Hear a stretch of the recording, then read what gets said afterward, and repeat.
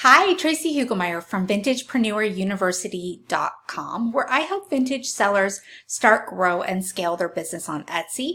I also own my own vintage business, Rustic Eye, that I've had on Etsy since 2013. This is week 3 of Friday feedback, and I'm super excited to get started and introduce you to today's volunteer, Kim, at My Vintage Shed and her lovely new shop. But before we get started, if you're wondering how you can get your own free review, there are just 2 requirements. 1, you have to sell vintage on Etsy. And 2, you have to be an Etsy Junkie, which you can do either by joining our free Facebook group, Etsy Junkies.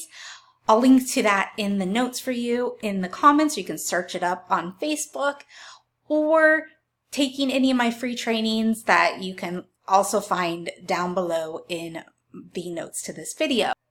All right, so I'm going to go ahead and jump behind the screen so I can show you Kim's lovely shop and we can get started with her review. Okay, so here we are in Kim's shop, My Vintage Shed, and I'm going to link to this in the notes for you so you can go check it out as well and give her shop a visit. She has been on Etsy since 2019 and she's already had 39 sales. That's super cool.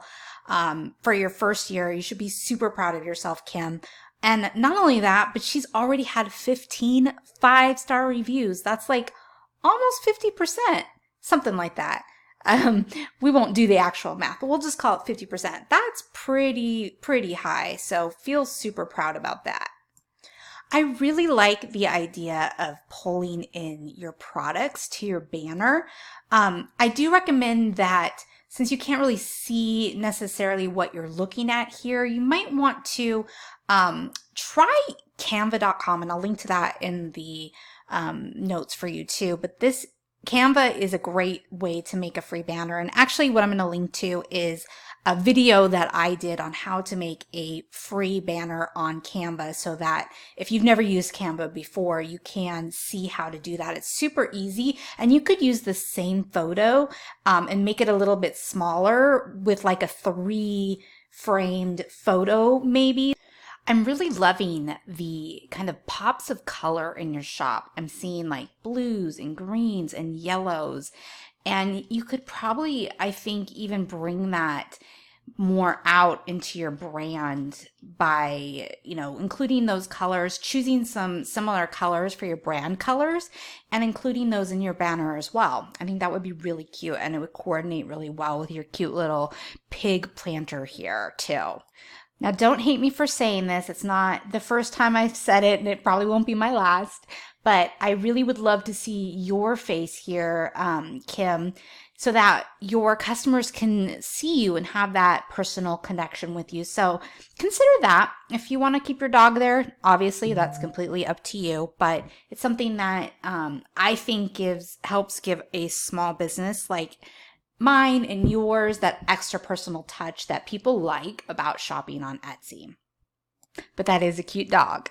Okay, so moving along, what I like to do so that I don't end up with a blank space in my featured items, and just so that your shop always looks complete, is to put more items in your queue for your featured items, so that when one of your featured items sells, then another one will take its place and you never have that blank spot. So I don't know how many featured items Etsy allows you off the top of my head, but I know they allow you to have a few in the queue so that, like I said, when something sells, something else will replace it and you'll never end up with that blank spot there. So that's just a tip for you. And then the other thing that you want to try and do when somebody lands on your shop is you want them to know right away what it is that you have to offer. So I see that I like your name, My Vintage Shed. So right away, someone's going to know, okay, there's vintage items here, and, they start to get a vibe of what they can find. And I think you're doing a really good job of pulling in kind of that vibe to your photos and how everything looks. You have unique vintage treasures here. I would just challenge you to think a little bit more on, what kind of thing you want to focus in on. So what distinguishes you, from the other vintage shops on Etsy? And if I had to guess right away, I think that you have something going here with your, and I don't even know what to call them, these little figurines. You have so many of them in your shop, and I also notice a lot of them are selling. So, that might be just something to think about. Is that something that is selling well for me and that I might want to continue selling more of? And when you're thinking of what to focus in on, you want to take a look at, what's working. So take a look at what's already selling. And you have your sales here, so I can look at that for you. And like I said, you have a lot of your figurines that are selling quite a bit. So that's just something that stood out to me right away when I looked at your shop. So just something to think about. But you might want to instead focus in on a certain decade, or, home decor items that will appeal to to collectors, or whatever it is. The more specialized you can make your shop, the better it's going to be, because there are several reasons for that. One of the big ones is, when somebody comes to your shop and they see one thing they want, if they're looking around and they catch other things that are similar, they're more likely to purchase that additional item, and they're more likely to come back and purchase again from you. Like I noticed, your customer purchased 2 things here that are very similar, 2 of those little figurines. Are we seeing a theme here? So that's just, like I said, something to think about. And consider. And I absolutely love how you made the little planter out of the pig there. If you can play on that in any way, I think that'd be super cute. Putting more of, your items on display as planters or something like that would be really fun too. So that's another idea, and just something that I'm throwing out there. Definitely take it or leave it. Okay, so the other thing and then once you figure out what it is you want to focus in, and then you want to start using those keywords in your shop and repeating them in your different places, like your shop title here, and your about section, and in your description, item descriptions, and all the places in your shop that Google the outside search engines like Google can pick up on and see that that's what you have to offer somebody who might be searching for items like yours. So same thing with your shop sections. I think with the amount of items that you have in your shop right now, it might make sense to kind of combine some of these sections, just so that you have more items in each section. So if somebody is looking for something that is pottery, for example, and they only have 2 things to search for, as opposed to looking for something that is maybe, I don't know, let's see, we'll just say vintage containers, or, vintage bowls and vases. That might be better. Vintage bowls and vases. Then you can combine pottery, and you can combine probably, the milk glass, and probably the wall vase. And then if somebody is searching for a vintage bowl, or what did I say? Vintage bowls and vases, then if all of those are grouped together, not only will you be telling the outside search engines, I have vintage bowls and vases for sale, so hey, send that person over my way, but you'll also be giving somebody who's looking for a vintage bowl or vase potentially more of a selection to choose from. They might need a wall vase. They might need this beautiful milk glass pair of vases, or they might like these cute little vintage pottery vases or bowls. So that's just something to think about, where you could combine some of those categories to make them a little bit more a full at this point. And then as you add more items, you can start to really build out those categories even more. And can we just take a moment to appreciate these awesome reviews? People are saying such amazing things about you. Great seller, excellent customer service, fast shipping, and a super nice person. These are all things that are going to contribute to your success in your business. So awesome job. You're going to definitely, those qualities are going to go a long way for your business. So keep it up. That is amazing. And if you're, a newer shop that's struggling with getting reviews, don't worry, it's pretty common. I just made a new video that I will link to as well in the notes below that gives you 3 ways to up your chances of getting those good reviews in an organic way, not in like a sleazy way at all. So check that out as well. Okay, I'm down in Kim's About section, and the first thing I noticed here is that Kim lives in a farmhouse built in 1900. First of all, I'm super jealous, and second of all, you definitely should be using that in your brand. That is super cool, and I don't know if that means, taking pictures of your farmhouse, staging some of your photos in a way that is bringing in parts of your farmhouse, but definitely think about using that in your brand, because I love that about you and your story. Sometimes it's hard to look at ourselves and know what our own story is. So if that's you, if that sounds like you, ask somebody else that knows you, what is it about me do you think that makes me special or unique? Something about my story, and see what they say. You might just be surprised. Everybody has a story. So yeah, I love that about your story, Kim, and I would love to see a picture or 2 or 3 of your farmhouse. Hint, hint. You could add it in your About section. You could add it, in your banner in strategic ways throughout your shop.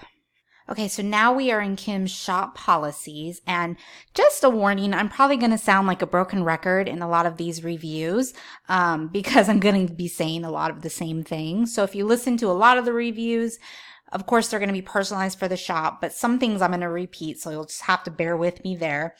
First of all, you filled out your shop policies, and that's checking that box. So if you don't have your shop policies filled out, you definitely want to do that, because that is actually keeping you from getting a better placement in search. Okay, Etsy has told us that flat out.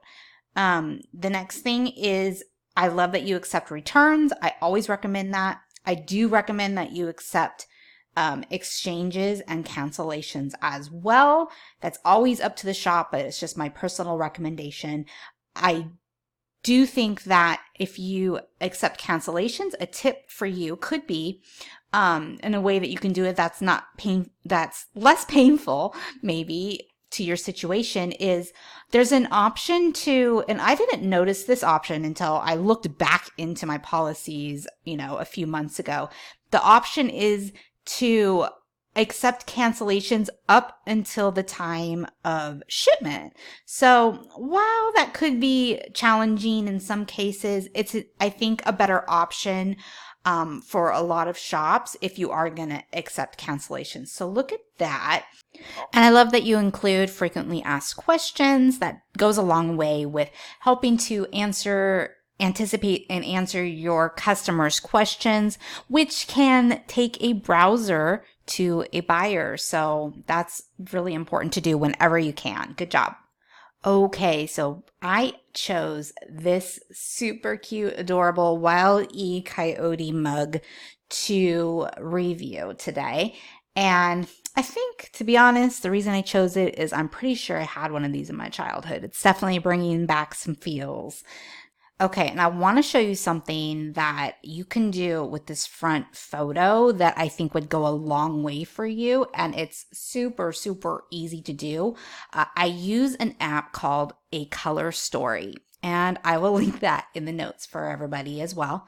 However, what this does, it works especially well on white backgrounds like this mug is on. It just basically allows you to run some filters and do some editing, but there's a particular filter that I use called Pop, and it literally makes your photo pop, and it's brightens up that white background. And I'm going to show you the difference. I literally did this in about, 5 seconds. So let me show you. So Kim's original photo is this one on the left, and the one after I used one pop of just one click of a button with a color story, this is what it looks like after. And it's just a really simple trick that I use. I'm all about simple and also free tools, and this one is free, so check it out. I think that you'll really, really like it too. Okay, so I think that Kim does a really great job of showing all the different angles here. So there's really no question about what somebody is going to receive when they order this. I would probably recommend for, this type of item that's a little bit larger. It's not a tiny item by any means. So you don't necessarily have to have a photo that is showing scale, although that wouldn't hurt, but definitely include the measurements in your item details. I just think that's one thing that's missing. But that said, I love how you included this little blurb about the coyote. If you can't read it, it says, "Who can forget that crazy coyote trying to catch the roadrunner and all his outlandish Acme traps?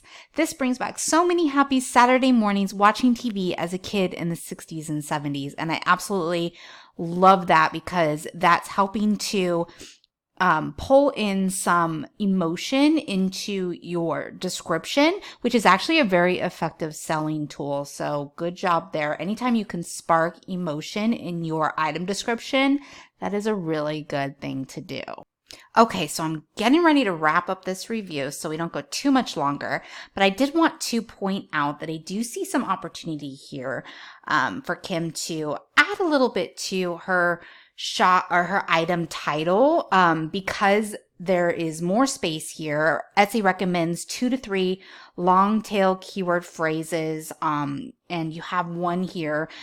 You can add something like who it's for. I noticed in your tags you put Father's Day gift, birthday gift, collectible mug. Those are all things that you can think about incorporating into your shop. I keep saying shop, your item title as well. Not necessarily that you have to repeat them in both places, but it can just give you some ideas of what to put here, so that you are taking full advantage of the space in your item title for your search engine optimization. And also there's I thought your tags were really, really good. I love how like I said, you're including Father's Day gift, birthday gift, collectible mug, vintage character. These are all really, really good tags. I think there are a couple missing here because if I did the count right, I think you have like 3 more tags you could use. So just like with your item title, that's just an opportunity to add more keywords, which can only help your search engine optimization. All right, so Kim, you are off to a really amazing start for your first year on Etsy. I hope that you're super proud of yourself. And if I had to give you your personalized next best steps, I would say spend a little bit of time going through your photos that are white, have the white backgrounds especially, and just giving them that extra pop like I showed you how to do with a Color Story app. That'll help your items stand out more in a search and more likely to be clicked on. So I'd love to offer that as your next best step. And then secondly, take a little bit of time to think about what you really want to specialize in, and then thoughtfully start to add more items like that and take the cues from what's already working well for you, what's already selling well for you. So I hope that helps. So thank you, Kim, one more time for volunteering your super cute new shop for this Friday feedback review. And if you are watching and you want to get your own free review, remember to check out the ways you can do that in the notes below. If you like this video, make sure to give it a like, subscribe to my channel, click the little bell as well so you get notified every time a new video comes out. And thank you so, so much for joining me today. Have a wonderful rest of your day. Bye.